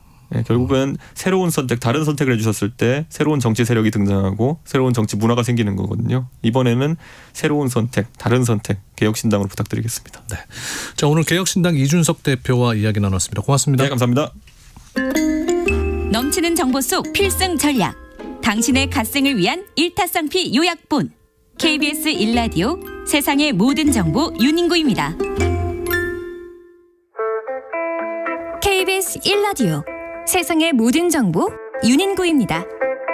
청취자 여러분과 함께하는 상담 코너 시작합니다. 아는 만큼 젊어진다. 100세 시대 건강 한수. 네, 요즘 같은 환절기에는 또 면역력 떨어지기 쉽지 않아요. 특히 면역력 약해지신 60대 이상 고령층에서 대상포진 환자가 빠르게 늘고 있습니다. 오늘은 고령층의 건강을 위협하는 불청객 대상포진의 위험 신호와 예방법에 대해서 살펴보겠습니다. 라디오 상담소 100세 시대 건강 한수 신우영 중앙대 광명병원 가정의학과 교수와 함께합니다. 교수님 어서 오십시오. 안녕하세요. 네, 아니 요즘 이렇게 그 대상포진 환자가 늘고 있어요. 이게 어떤 질환입니까? 많은 분들이 이 대상포진을 흔히 피부에 물집이 생기는 병이라고 많이 알고들 계시는데요. 네네. 본질적으로는 신경을 공격하는 바이러스 질환입니다. 그 바이러스를 저희가 이제 수두 대상포진 바이러스라고 부르는데요. 그러니까 말 그대로 우리가 어릴 때 수두를 앓고 나면 그 원인이 된 바이러스가 이제 몸에 완전히 사라지는 게 아니고 우리 몸의 감각 신경절에 잠복해 있다가 조용히 평생을 이렇게 있다가 나이가 들어서 면역력이 떨어지면 다시 깨어나는 거죠. 네. 바이러스가 다시 활성화되면서 이 신경을 따라서 이 세포의 염증이나 손상을 일으키게 되면 그게 이제 통증이나 그 피부 위로 어떤 발진이나 물집이 나타나게 되는 게 바로 이제 대상포진이라고 할 수가 있겠습니다. 근데 왜 이게 그 연세가 드시면서 많이 나타나는 거예요? 아무래도 이 연세가 드실수록 이 발병률이 급증하는 이유가 노화에 따라서 자연스럽게 면역 기능이 떨어지는 이유가 가장 크고요. 그래서 실제로도 이 통계를 보면 우리나라에서도 이 50대부터 이 대상포진 유병률이 좀 가파르게 증가해서 60세에서 75세의 정점을 이루는 양상을 좀 보여주고 있습니다. 최근에는 뭐 젊은 분들 중에서도 대상포진 걸리시는 분들 종종 있더라고요. 네, 젊은 분들도 안심을 할 수가 없는데요.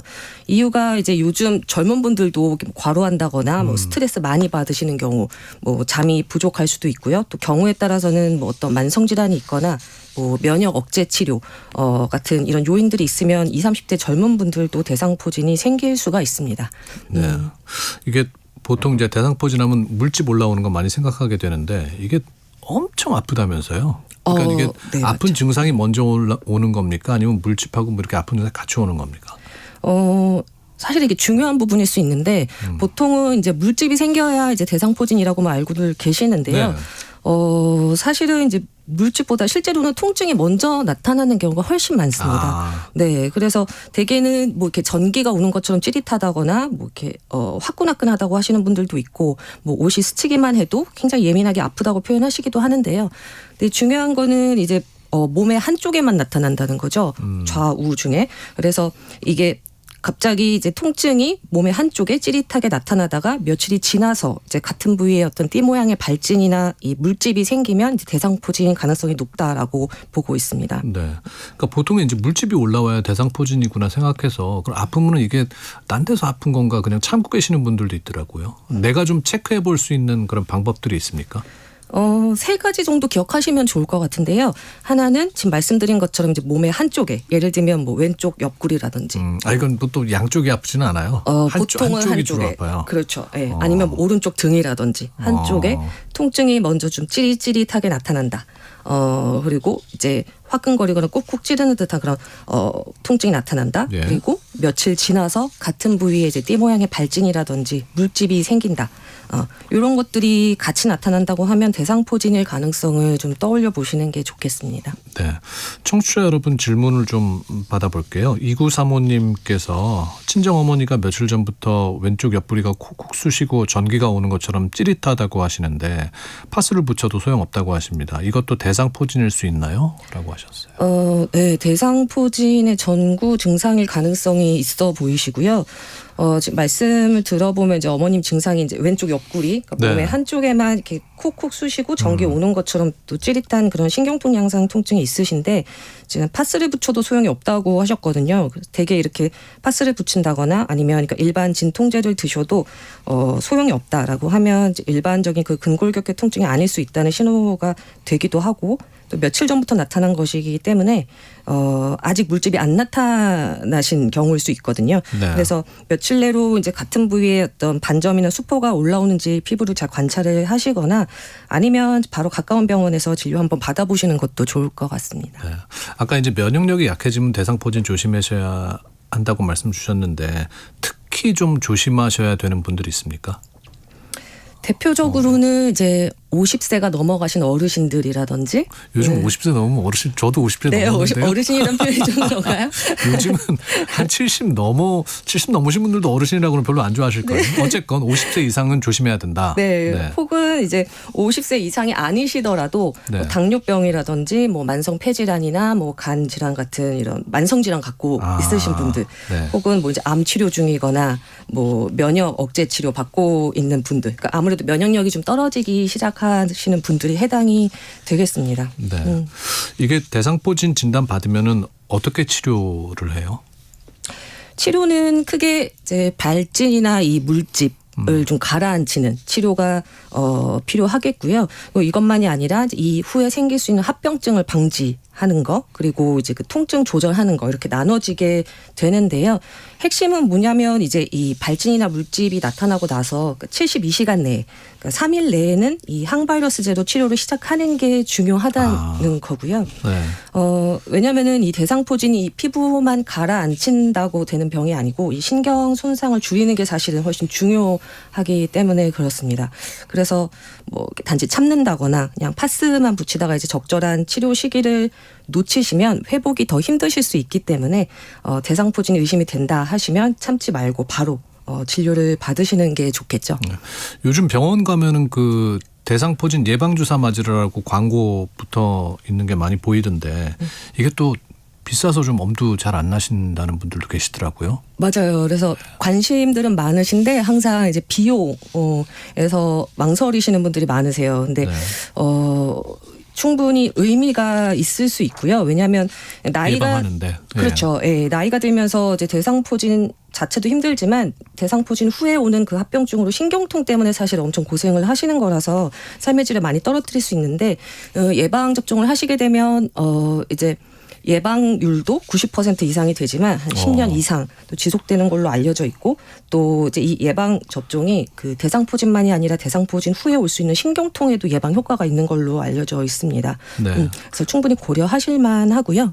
이게 어르신들은 무료로 그 지원받을 수 있는 방법도 있다고 하는데 이것 좀 알려주시겠어요?